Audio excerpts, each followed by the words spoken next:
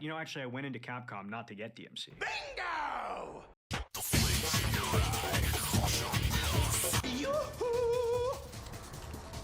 What's good, Devils? My name's Green, aka Jam Devil. Welcome to Jam Skills. As many of you are aware, we've just had it dropped that Eddie Shankar said he didn't know about Devil May Cry 5. So, and I didn't know that there was a Devil May Cry 5 coming out. This interview can be found on his own YouTube page. Now, this isn't actually cause any hate towards Eddie or the creative team, just kind of dissecting segments that further adds to the inconsistencies that we've received from this guy. There was so much that we can unpack. I've done a video just before this, short one, just having a bit of a fun jab at the explanations that we've been given, the excuses we've been given, and then they're just not holding up. So Capcom only gave me, you know, we talked about this earlier, I had like full creative control. Yep, which is incredible. No one got to tell me anything. I never dreamed that things would go so smoothly. That implicit trust that they've given you is just, what a lovely thing to have. It was quite a ride, you know. When there's red tape, just things always get, they get sucky. Yeah, very fast. Exactly. Well, they get diluted. It becomes paint by numbers. It becomes corporate. Exactly. You start playing it safe. Not that I took like any crazy wild risks with the show. This version of the character was developed with you in mind. You didn't take any risks. You've decided to use New York as the setting, whereas Devil May Cry was standalone. It was a fictional universe. And he's right in the way where he's explained before. It does coincide with Resident Evil. Originally, you know, the two were joined, as it were. All the material that he's like mentioned before, you know, you can even find it on the Wiki fandom page, for crying out loud. So when he explains in past interviews, the Collider interview, which I used in the last video, anything that sounds like a direct quote from the web page alone. Okay, and there's so much that he explains about at the rights from Capcom. He's got the material from the unreleased Lady projects as such, which again, you can find the information on the Wiki fandom. Unless you've got the receipts there, which I may not be at liberty to disclose, I think it'd be, in my opinion, that you don't mention it at all, man. And this is the guy that has said, I'll just come up with 8 as a number. My whole process is completely intuitive. He loves saying that. My process is completely intuitive. If that's the case, and you did not know about Devil May Cry 5, why then have we got boss from Devil May Cry 5? And also Lady's outfit from Devil May Cry 5? If it's completely intuitive, sure, you can add it in, but it just seems to be, you know, you're making up answers for convenience. Feel free to disagree with me, people. This is only my opinion. Again, we're not spreading hate here. Next, he goes on to talk about Dante being jokey, and just listen to this. Dante is an outlier. He's the one who doesn't fit into the universe, right? He's like, not necessarily fish out of water, but like he's not taking things seriously. He's jokey, and again, he's doing this because he's hiding deeper issues. And he's just kind of learned to cope. So that's why. So anyone who has actually read the light novel or the manga, again, bear in mind, Eddie Shankar was right when he said that Devil May Cry is retcons. Again, it says it on the Wiki fandom page. But again, he's right. What I will say about that is Capcom didn't remove anything to fit it in. Okay, it's not giving it the X-Men treatment. Where it explains, again, we've got the light novel that came out, Devil May Cry 1. They didn't know they were doing Devil May Cry 3, so there was that whole kind of inconsistency of Ebony and Ivory. But again, they didn't take away anything, they just added it in. Everything became canon. Okay, even Devil May Cry 2, don't hate on it, people. That's the one that actually got me into the franchise. Dante, during Devil May Cry light novel, this is before he gets his agency, just to give you guys a little bit of background. If anyone wants me to do any lore videos or further explaining my past video and this one and how we're getting deeper into dissecting the argument, shall we say, just leave a comment below. I'll happily do that for you. Anyways, so with Dante being jokey and whatnot, not really in Devil May Cry 1 light novel. He's broody, he's just doing mercenary work, which is how we've got that, a nod to that with the mercenaries invading his home, or the office I should say. That's kind of a play on that timeline there. At that time, he's going as Tony Redgrave. This is where he, as he's run-ins with Gilver, and that's where we start getting kind of Machiavelli type of mentions about Michelangelo and such. The Devil May Cry 3 manga, Dante is, as we've known him to be in the DMC3 video game, so there's that self-assurance, there's that confidence, and he's unaware of what the pendant can do. But he's not unaware of his demon heritage. He was painfully reminded because he was constantly being hunted his entire life, just as Virgil was. They both had their traumas, respective of one another, how it was dealt with and how they cope, but neither was using humor to mask that. Pretend I just shot that guy. Bang! This is sort of like the Dante before Dante even knew just how powerful he was. Exactly. He's like figuring it out. This was very like Batman Begins in that way. He was very like laissez-faire. Right. Yeah. Right. He doesn't even know that he's a demon. He's like, I just hunt these things because. What do you mean I'm a demon? And he's like, hasn't really even like put thought into why he has these special abilities. And he's like, yeah, because I'm like a superhero. Like, I'm awesome. That's why I can do this. And they're like, no, dude, you're a fucking demon. Dante always knew he knew who his dad was. I feel sorry for Kenny. You know, it just seems to be like just throwing him a rope and he's just tying a noose around his own neck with it. All right, so this next part, I don't even need to explain it. It goes on a little bit, so I'll try and pause it and give us a breather and whatnot. DMCA, whatever. Again, at any point, if this isn't allowed, I will take this down. Listen to this mentality, okay? If you're adapting a book, if you're a writer and you're adapting a book, you don't have to have like read the book. You insane buffoon! You see what I'm saying? You don't have to like grow up having read the book. That's you true. can just like read the book and go, okay, I can turn this into a movie, right? If you're a director and you're directing the adaptation of a book, you don't have to have like grown up like loving the book and like, oh my God, I love this book. You can just like read the script and then turn it into a thing. I'm pretty sure it helps if you've actually got a passion for what it is that you're doing. Because games are like... I find this different kind of fandom too. It's a really different kind of fandom, but it's also because it's already been realized. It's been visually realized, right? That's true. There's Like the Devil May Cry franchise. already a visual representation of it. You're right. So if I go into like Mortal Kombat and go, all right, and I'm the director, and I'm like, listen, man, I think this is cool, but why are they fighting? And I think ninjas are lame. So this Sub-Zero guy, I don't like that he's a ninja. Yeah, let's make him an ice cream salesman or whatever. Yeah. That's a change you can make in a book. And people may be like, I don't like it. I do like it. Whatever. It's just a choice, maybe. But if you do that, you know, in a video game, it's rough. You're asking for it. Yeah, you become persona non grata. Yep. Why don't you follow your own advice with that? Cue a lady insert.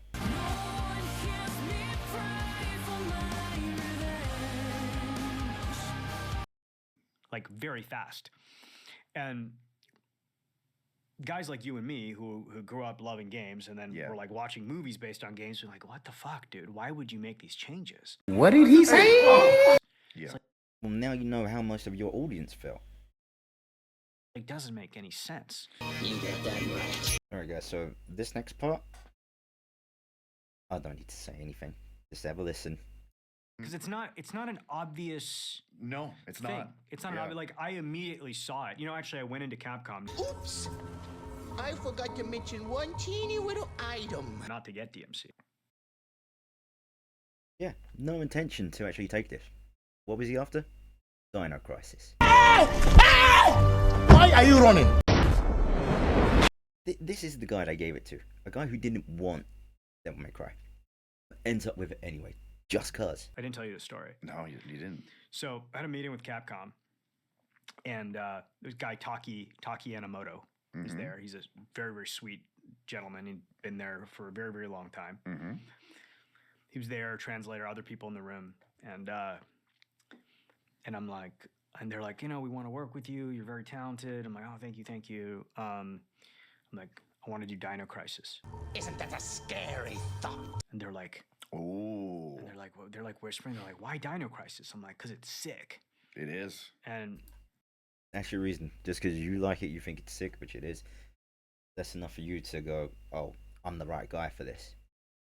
I'm pretty sure those that watched your work in Power Rangers and Castlevania are just shaking their heads right now. But they can answer for themselves. Just want to do a quick side note here with this next clip. Street Fighter, you're not safe. He doesn't even get Ryu's name pronounced correctly. Okay, he's saying Ryu. Guilty of that when I was younger. And then when you take a laundry list of the most iconic game characters of all time, Mega Man's up there. Ryu and Ken are up there. Guile possibly is up there, right? Yep. It killed me to show you that, but it's worth sharing that this is the guy that apparently said back in my Collider video, I can point at any character and tell you everything about them. And you can point to any character, anyone in the background. I can tell you everything about them. Is that what you think? Again, another bit of a long clip I'm going to share with you here, but Addy knows himself. People are bitching about him, at him, when it comes to bad animation. I'm guessing it's fallen on deaf ears. This can't hear it over the money that you've been throwing at it to obtain IPs, right? When you sign on for these projects, do they make an order for like, okay, we will give this to you, you got carte blanche, but it has to be 8 episodes or 10 episodes or 12. Did they decide that, or do you decide That's that? a great question. Yeah. So we know Addy usually the way it decided works 8. is Due to process. like Netflix will be like, hey, we're doing Tomb Raider, Yeah. or Amazon, we're doing Tomb Raider. You and did then- that, didn't you? Fuck no. Just I kidding. know. I'm kidding. I saw I something. know. like I that don't know. We online. were joking about it. I'm like, yeah, dude, people are so yelling at me about the Tomb Raider. People just yell at me when animation's bad now. Yeah. Anyways, I think it's funny. It's not funny, man. This is a real story. People don't like your animations. To be honest, I didn't mind Castlevania. I actually thought it was kind of kick-ass, but then I haven't played the games too much, so it's outside of my area of knowledge to make any kind of correct assessment about it in regards to faithfulness to the franchise. So, Castlevania fans, true Castlevania fans, you can comment the hell down below. So at this point, he goes on to explain that they did 40 drafts of the show. That's 40 attempts. You had 40 chances. That's all I'm gonna say. Listen. The process was, I didn't want to end up in a negotiation over creative. Even I can do this to you. Yeah. I'm like, I need to figure out for myself Yeah. what show I want to make, Right. Yeah, not anything for the actual fans. Right. crystallize the vision. You know, I don't do just 1 draft or 2 drafts or 3. I'm not trying to like rush a thing into production. No. We did about 40 drafts of the thing. That fooled Wow. me. 40. Were they huge departures from one another, or No, were they? Oh, no, they're- it's they're like a pretty- sculpture. It's a sculpture, and you're getting like adding more details, right? Gotcha. More Gotcha. details. Yeah. Well, one thing I will say, he's very vocally artistic when he's delivering his excuses. I even went so far as dressing like a complete idiot. They sound very intellectual, but take away all of the spiel, and what you're left with is just hollow basis or lack of reasoning. So yeah, so you know, at the end of the day, they were like, we just did like 40 fucking drafts of the thing Yeah. to get it better. It's like a sculpture. I just wanted to keep refining Right. because, again, this was me intuitively going, everything is moving towards sameness. It's like a bodybuilder Would. working towards Right. Olympia. Yes, Yeah. I was trying to counteract sameness, you know, Mm-hmm. and like time by You pouring definitely went hours away from into sameness it. and you completely deviated away. I can combat sameness, Yeah. and no one else Yeah. who's releasing a show will have put this many hours into the fucking script. Did you? Which you made very lady heavy, as again referring back to the Collider interview. It was really from Addie's amazing work on the script. I mean, I got her instantly. I truly felt her just reading it. Like so emotional, so raw, so strong, fucking badass. Yeah. I just got This it. version of the character was developed with you in mind. You wrote the script with Scout Taylor in mind to play the part of Lady, rather than casting someone around an already established character. I mean, you can do it, don't get me wrong, but we've already got Lady firmly embedded as an individual and the way they fit into the franchise and how important they actually are. Well, I won't get into the mess that we've been left with, or how more of a protagonist light's been shone on her than the main man himself. But again, as I said earlier on, if you guys want me to really delve into it, do another video, drop in the comments below. This is the segment that started off the whole new, not controversy, just sheds light on the BS that we've been given. Again, this is off of Eddie's own page, as you can see. It's like I have to ignore the numbers, right? Yep. I have to ignore the numbers. Like Monster Hunter, you're absolutely right. Numbers-wise, eclipses everything else. Yep. But I'm passionate about Devil May Cry. Like I love this thing. Yeah. And I love this niche That's thing. the most important And now thing, I but can yeah. take it and hopefully blow it up to a point where I can expand it and there'll be more of it. No, God! Just to add in something here, if you're going to expand upon it, you don't take away something as important as the setting of Devil May Cry 3, which is Tammany Crew, the tower. You know, the portal between the human world and the demon world.